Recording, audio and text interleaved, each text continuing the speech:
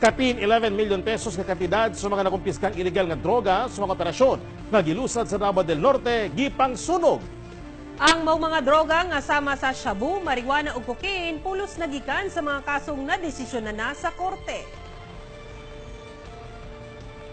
Mismo nga opisyal sa probinsya, PIDEA o representante sa korte ang nangulo sa pagsunog sa mga illegal nga droga. Aniya ang report. Gipangunahan ni Governor Antonio Del Rosario o mga opisyal sa PIDEA Region 11 ang pagsunog sa mga nakumpiskang illegal nga droga sa probinsya sa Davao del Norte. Ang mga droga gikan sa mga kasong nadesisyonan sa korte. Mukabat sa 962 grams nga shabu, 1,200 grams nga marijuana o 7.5 grams nga cocaine ang gisunog.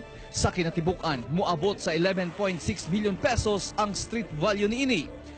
The drugs were from decided cases from all the accused.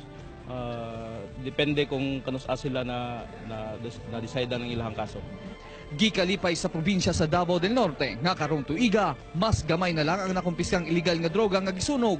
Timailhan nga positibo ang resulta sa ilang kampanya kontra illegal nga droga.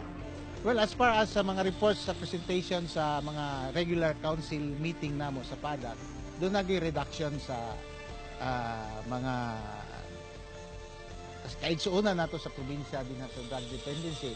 O doon na po'y kaamguhan na nila sa dili maayong sangkutanan sa kanang involved ining mga illegal nga droga.